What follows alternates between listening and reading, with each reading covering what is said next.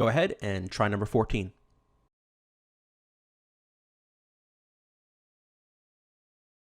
Even his closest friends believe that the candidate is unethical. They acknowledge that this lack of integrity may cause him to lose the election.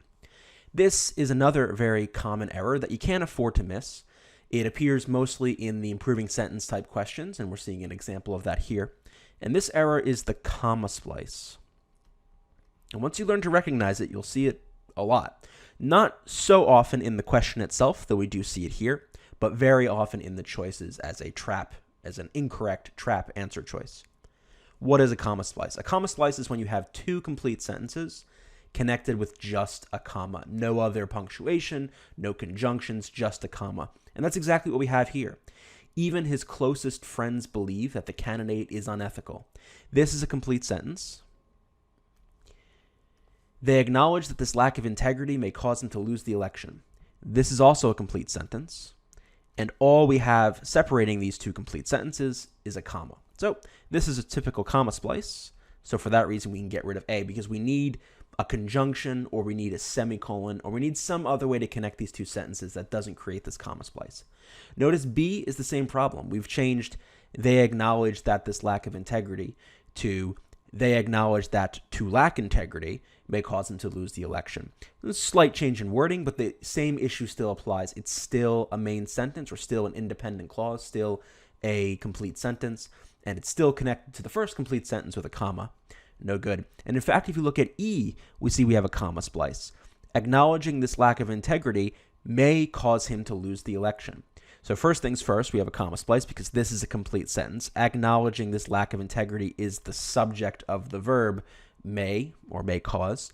So we have another complete sentence. So again, a comma splice, we can get rid of E. The other issue with E is it's actually changing the meaning of the sentence. It's saying that, if he acknowledges his lack of integrity, that's going to cause him to lose the election. Whereas the original sentence is saying that they acknowledge, like his friends acknowledge, that this lack of integrity that he has may end up costing him the election. So regardless of the meaning, there's a comma splice, but that's just another point that you don't want to change the meaning of the original as E does. So A, B, and E are all comma splices. We can get rid of them. So as you can see, knowing this error can really help sort through the choices rather quickly. So how about C? Even his closest friends believe that the candidate is unethical, which they acknowledge that this lack of integrity may cause him to lose the election. So we have this use of which, and this is a relative pronoun. And usually when you're going to use which, it's got to refer to the noun previous to it in the sentence. And this is kind of why C doesn't sound quite right. There's no noun in the previous sentence, and typically it's got to be right before the word which. It would have to be right here where unethical is. You'd have to have a noun that this refers to or stands in for. And in the original, we just have unethical, which is an adjective in the sentence, and it just doesn't make any sense. There's no reason to use which here. So we can get rid of C. Now notice D. The only change that D makes to the original is kind of what I had suggested we needed to do.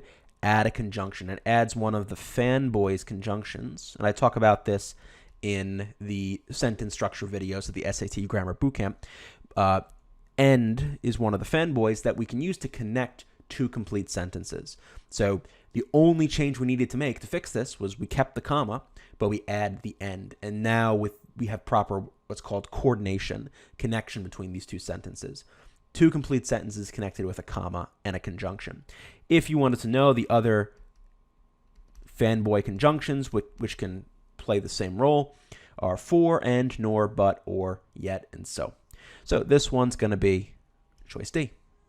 To learn more about Reason Prep's SAT, SAT subject test, and ACT video courses, go to reasonprep.com/enroll, and you can find the link in the description below the video.